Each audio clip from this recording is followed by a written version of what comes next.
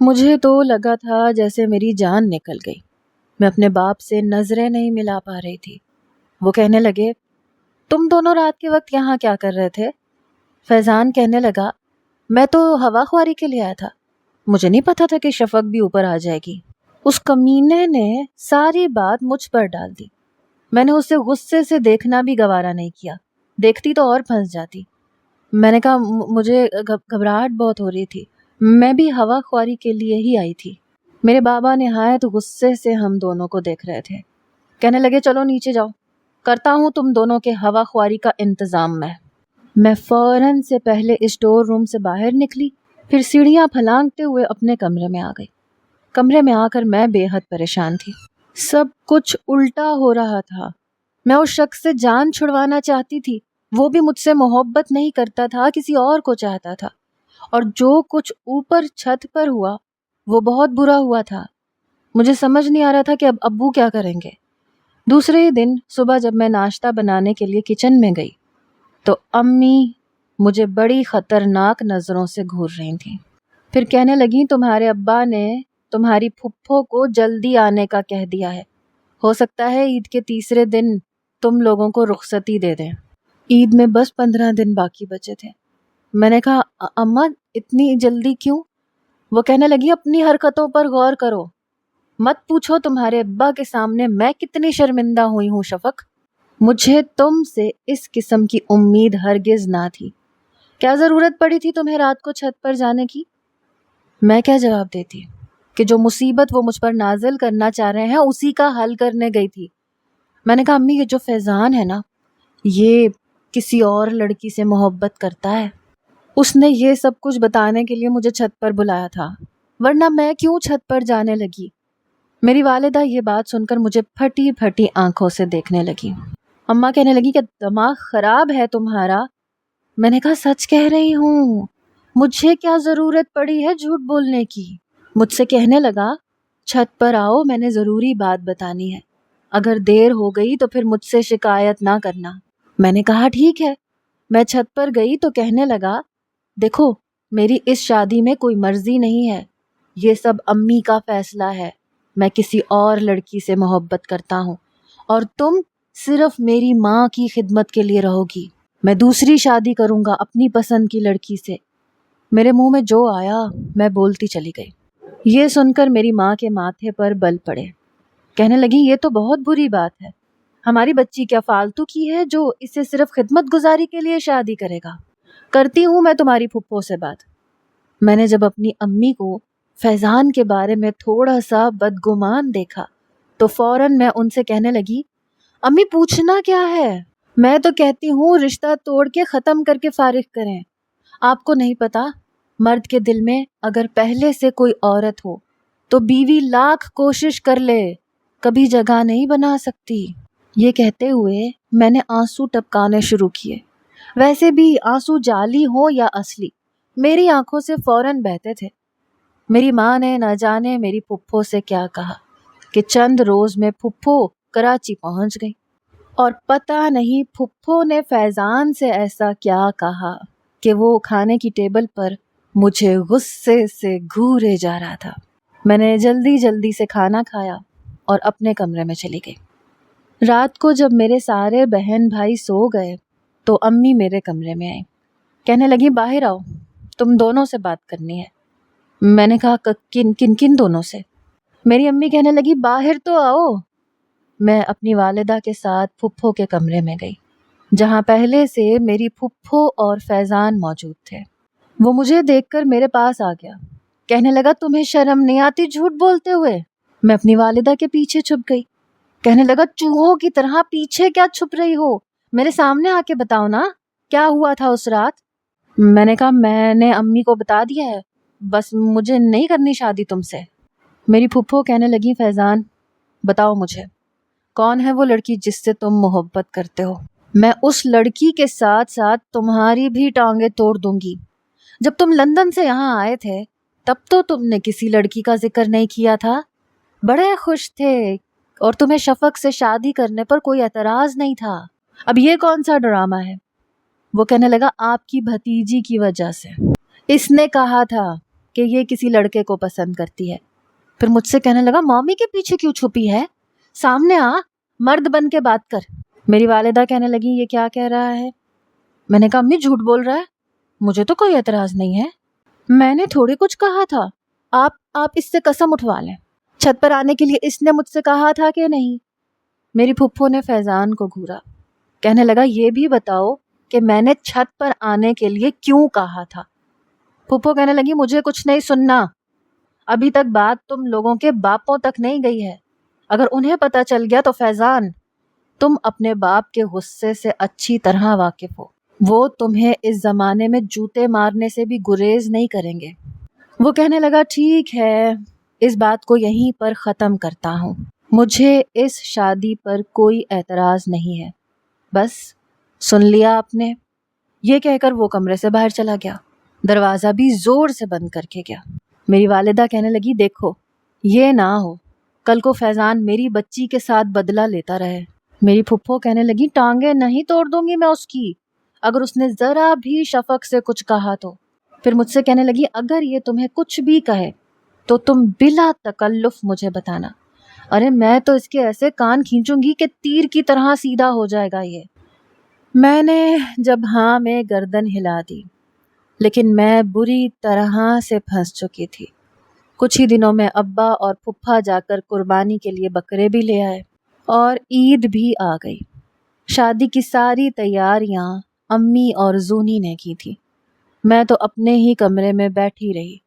پھپھو نے اپنا پورشن اچھے طریقے سے سجایا تھا، دونوں گھروں کے بیچ میں بہت بڑا وسیع صحن تھا اور مہندی شادی ولیمہ تینوں رسومات کے ارینجمنٹ وہیں پر کیے گئے تھے۔ عید کے دوسرے دن ہی مہندی کی رسم تھی۔ پھپھو نے بہت خوبصورت پیلے رنگ کا چوڑی دار پجامہ اور انارکلی فراک میرے لیے لیا تھا۔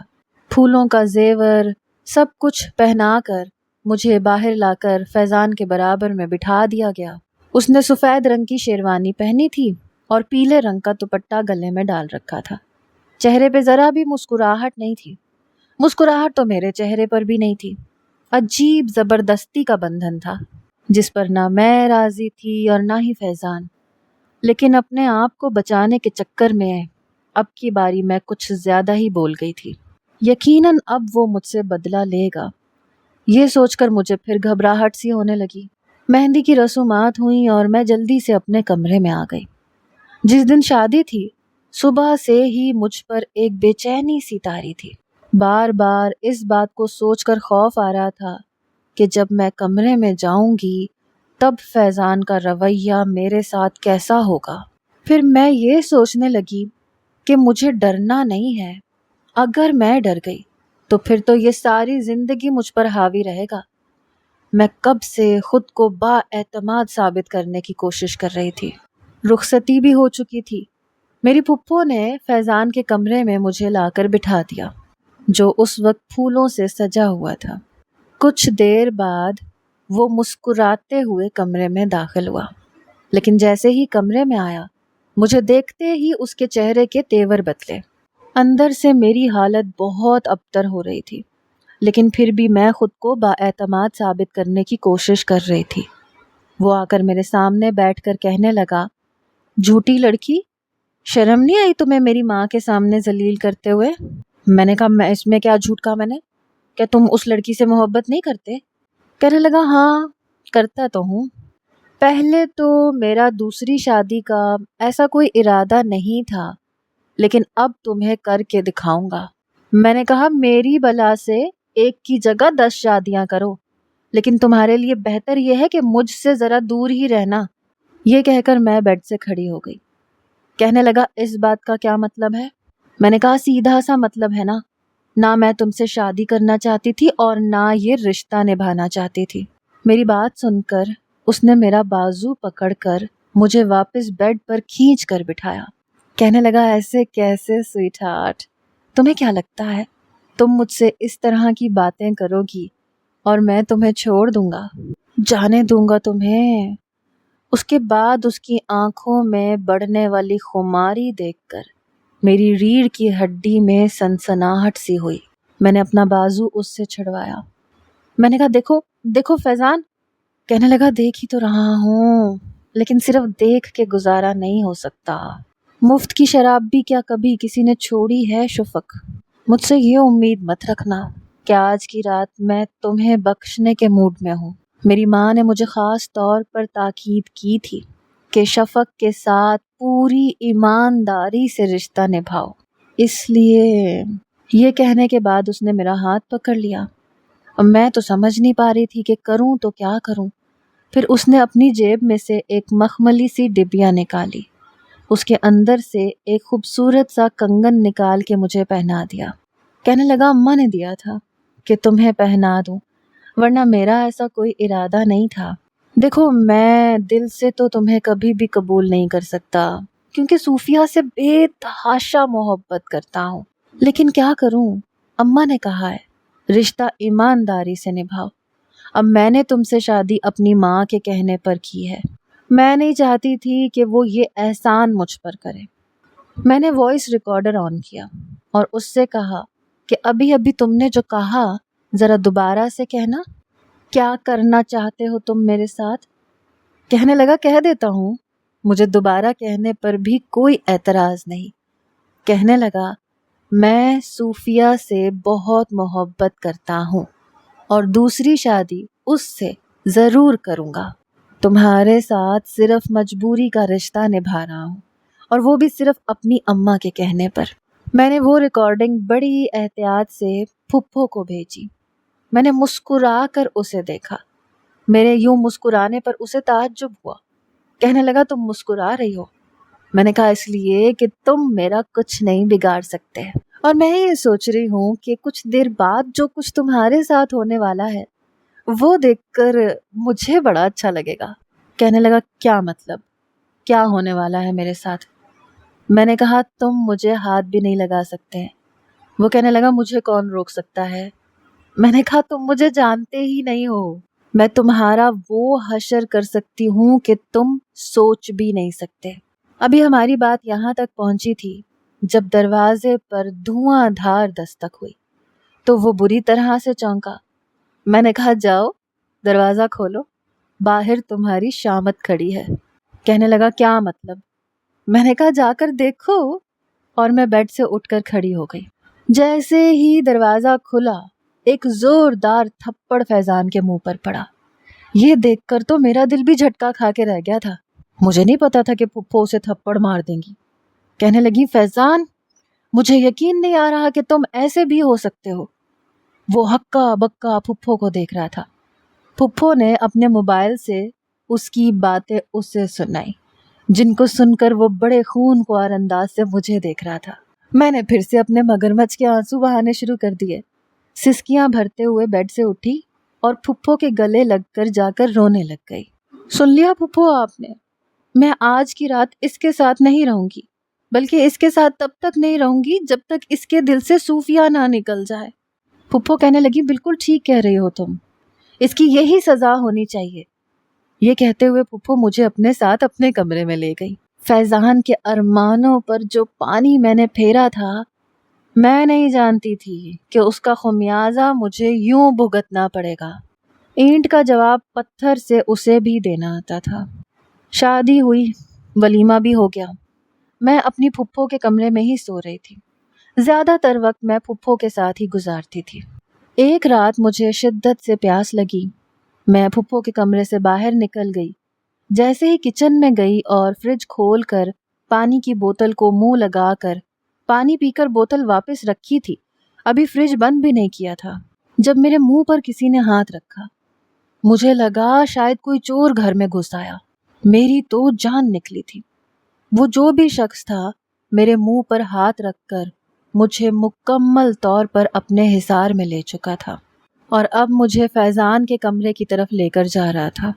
میں اپنا آپ چھڑوانے کی کوشش کر رہی تھی کہ جب وہ مجھے کمرے کے اندر لے گیا، دروازہ بند کیا، ہوش میرے اس وقت اڑے جب کمرے کی لائٹ جلی اور اس نے میرے منہ سے ہاتھ اٹھایا۔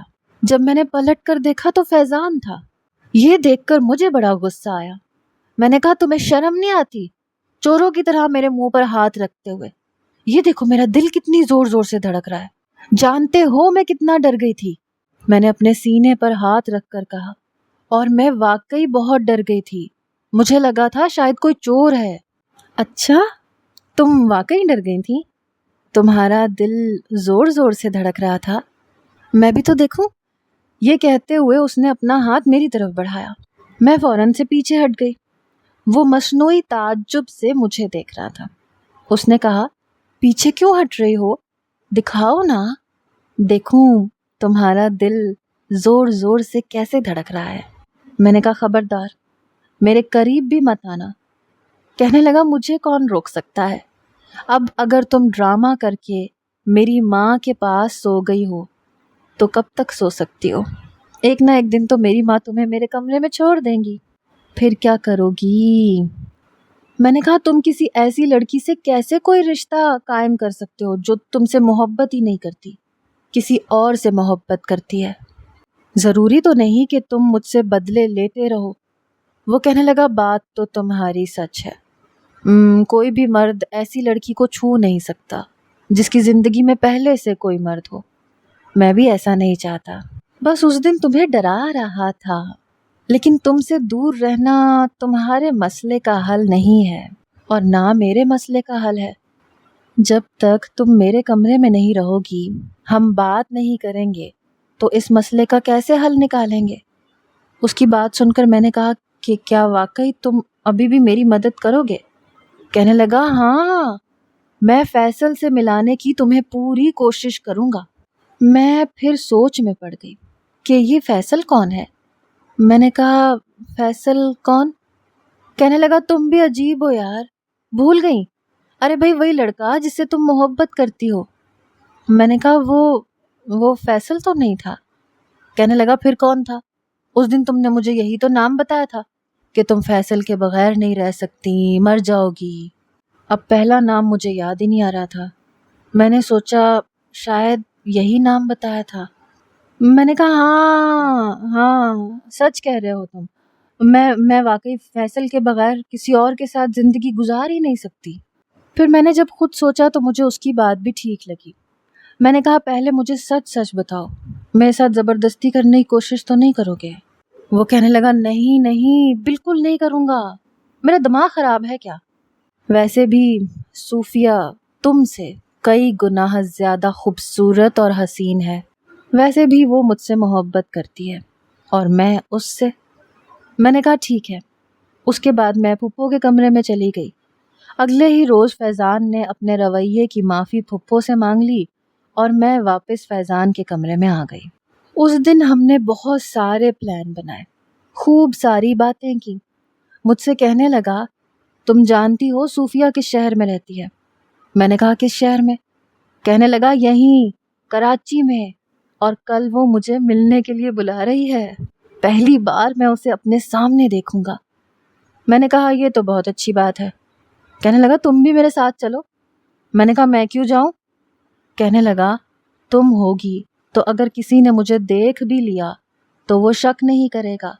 سب کو لگے گا کہ ہم دونوں گھومنے پھرنے کے لیے گئے ہیں اور وہاں تمہیں تمہاری کوئی سہیلی مل گئی. میں نے کہا، میں تمہاری مدد کیوں کروں؟ کہنے لگا، کل کو تمہیں بھی تو فیصل سے ملنا ہوگا، تب تمہاری مدد میں کر دوں گا نا.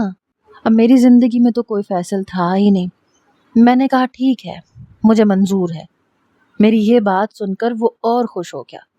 اگلے روز پھپھو سے جب اس نے سمندر جانے کی اجازت مانگی تو پھپھو نے خوشی خوشی دے دی. ہم دونوں ساحل سمندر چلے گئے. میں وہیں سیڑھیوں پر بیٹھ گئی. اس وقت رش بہت کم تھا، بلکہ یوں کہو کہ نہ ہونے کے برابر تھا. فیضان بھی میرے برابر میں بیٹھ گیا.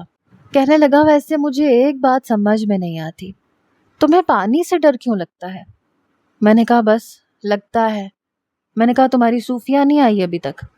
کہنے لگا، اسی کا انتظار کر رہا ہوں. چلو آؤ، جب تک وہ نہیں آتی تب تک ہم سمندر پر واک تو کر سکتے ہیں. میں نے کہا، مجھے پانی میں نہیں جانا. کہنے لگا، پانی میں نہیں لے کے جاؤں گا، بس کنارے پر رہیں گے. میں نے کہا، ٹھیک ہے. میں سیڑھیوں پر سے کھڑی ہو گئی. اس نے میری جانب اپنا ہاتھ بڑھایا. میں نے جوتے اتارے اور اس کا ہاتھ پکڑے بغیر کھڑی ہو گئی. میں نے کہا، مجھے کسی سہارے کی ضرورت نہیں ہے، میں خود بھی چل سکتی ہوں. لیکن تھوڑا سا آگے چلنے پر اس نے میرا ہاتھ پکڑ لیا کیونکہ ریت بہت زیادہ تھی اور میرا پاؤں اندر دھنس رہا تھا۔ کہنے لگا کبھی کبھی بغیر ساتھ کے چلنا مشکل ہو جاتا ہے، جب تک کامران تمہیں اپنا نہیں لیتا ایسے چھوٹے موٹے ساتھ میں تمہیں دے سکتا ہوں۔ میں نے کہا اب یہ کامران کون ہے؟ کہنے لگا ایک تو تمہیں بھولنے کی بیماری ہے بھائی، وہی جس سے تم محبت کرتی ہو۔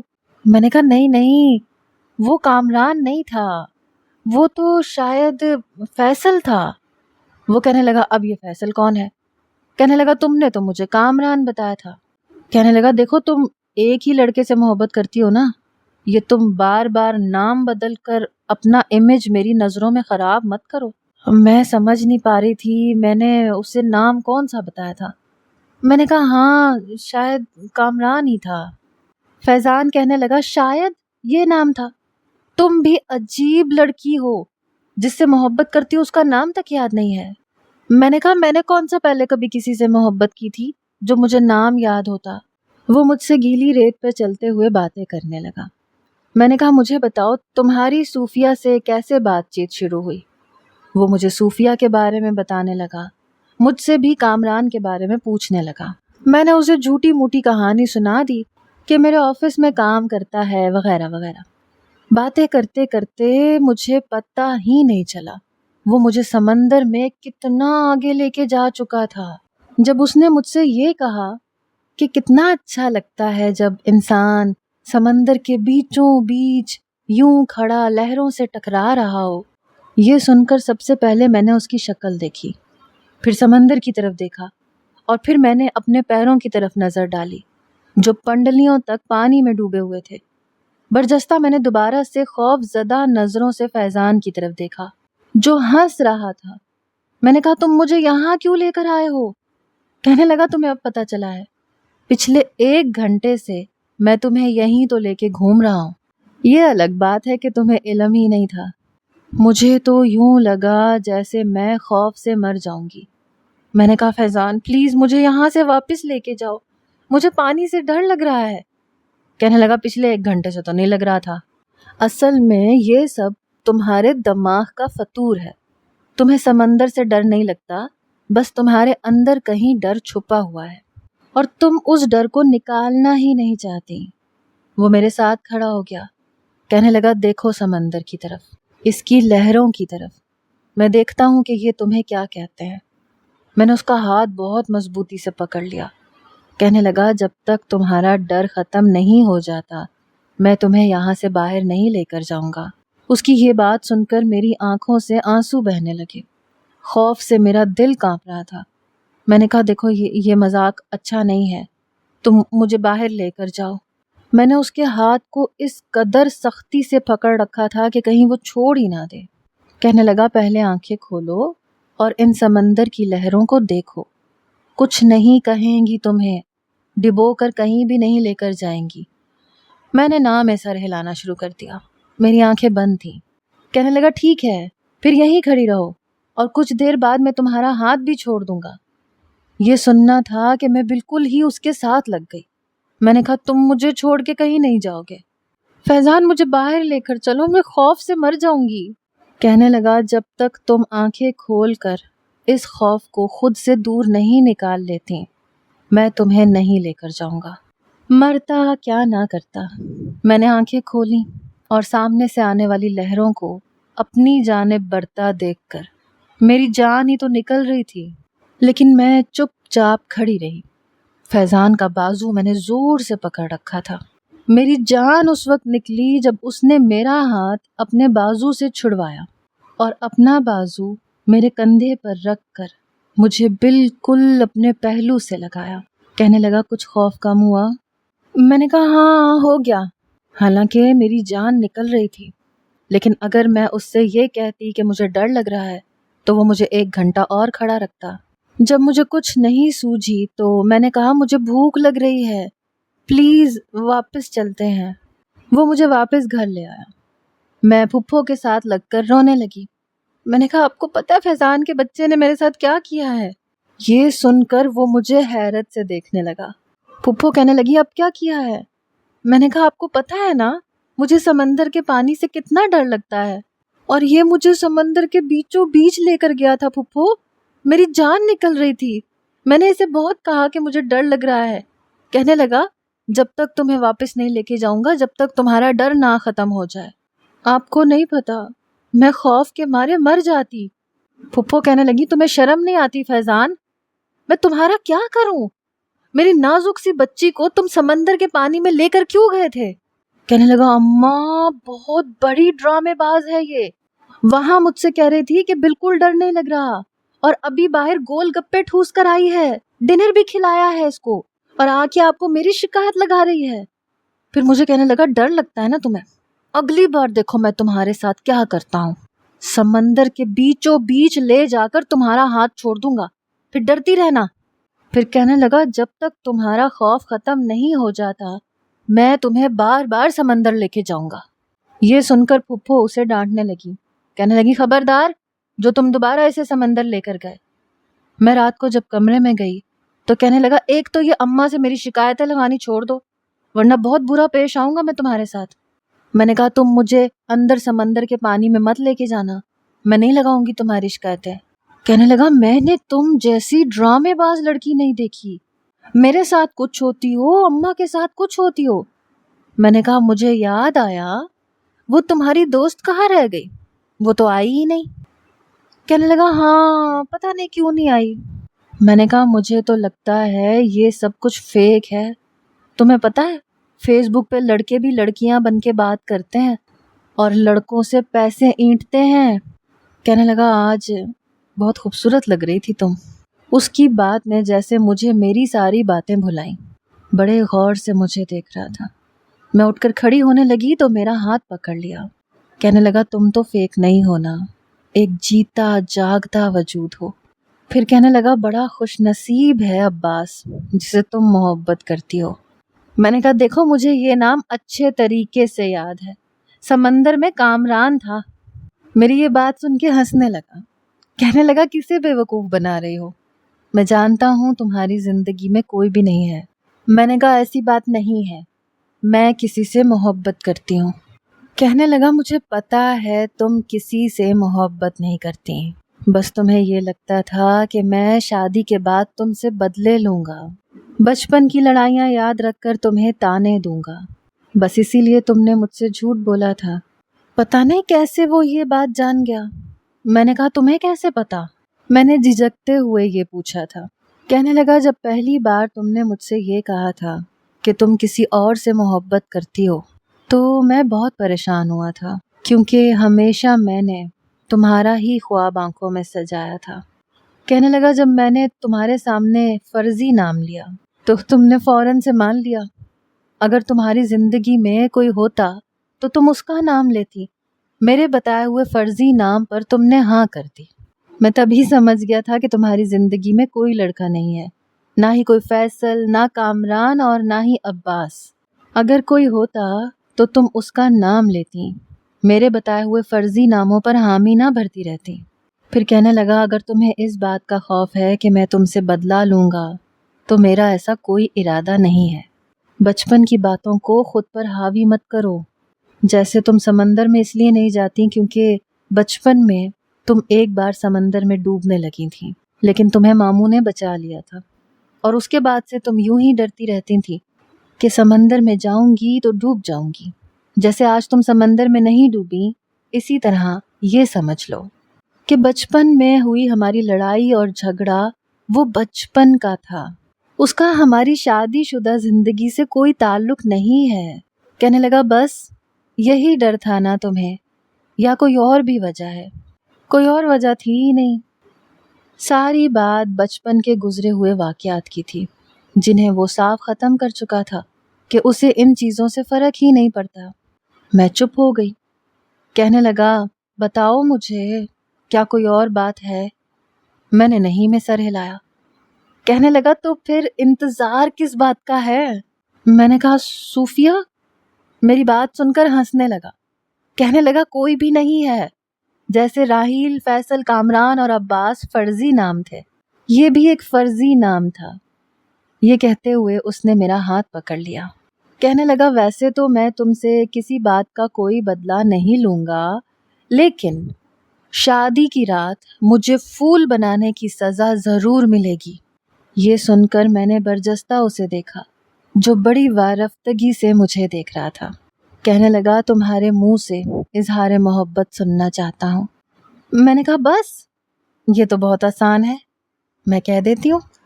میں نے کہا آئی لو یو راہیل۔ میری بات سن کر فیضان نے مجھے حیرت سے دیکھا، پھر غصے سے۔ میں ہنسنے لگی، کہنے لگا شفق کی بچی، چھوڑوں گا نہیں تمہیں۔ میں نے کہا اوکے کہہ دیتی ہوں فیضان آئی لو یو، کیونکہ اب میرے دل میں اس کے لیے کوئی کدورت باقی نہیں رہی تھی۔